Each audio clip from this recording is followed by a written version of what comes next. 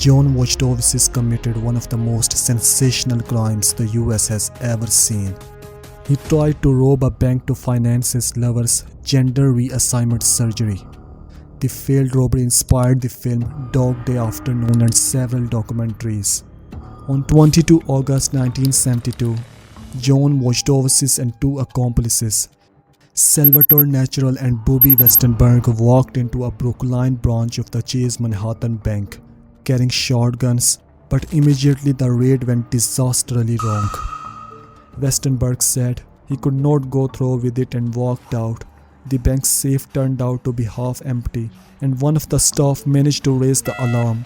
Soon the building was surrounded, and the 8 staff had become hostages. The police set up shop in a beauty parlor across the road, and negotiations began. A rowdy audience of about 2,000 gathered to watch in the hot summer night, along with the FBI, emergency services, snipers on the roof and TV crews. It was a circus. That was a Brookline crowd that night. It was a full-blown show, says journalist Bob Capstetter in the film. Wojtowicz performed his role with a certain flair. He demanded food for the hostages and paid the pizza delivery guy with wads of cash. He threw money at the onlookers. Anyone would love him. This is Robin Hood, says Capstetter.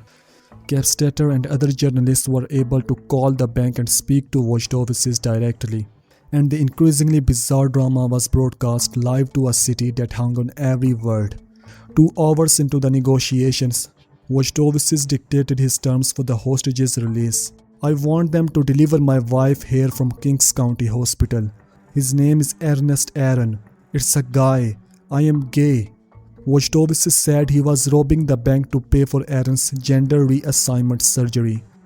They had married the year before in a public wedding ceremony, but Aaron, who wanted a woman's body, had since become depressed and was in hospital following a suicide attempt. He was being honest. It was a big explosion. Gay liberation right down your throat. At that moment, Wojtowicz's first wife, Carmen Bifalco, a woman and still his legal marriage partner, was on the beach with their 2 children, unaware that the robbery being carried out by an admitted homosexual, as the news reports put it, was her husband's work. Aaron was duly brought to the scene, disheveled and distressed, in a dressing gown, but refused to go over to speak to Wojtowicz. One person who did, though, was Wojtowicz's mother, Terry, who spent 13 hours at the scene. Inside the bank, the hostages were hot, tired and frightened, although not particularly scared of Wojtowicz himself. In an archive interview used in the documentary Shirley Ball, the head teller says, "I realized that he was friendly. He wanted to be friendly. He had a purpose for robbing the bank. He didn't think it would take that long. He thought he would be in and out, but the way things happened, he didn't get out." The siege lasted for 14 hours, ending only when the bandits were promised a flight abroad. An FBI agent drove them and their hostages to the airport, but on arrival at JFK, Natural was shot and killed, and Wojtowicz arrested. The hostages were freed unharmed.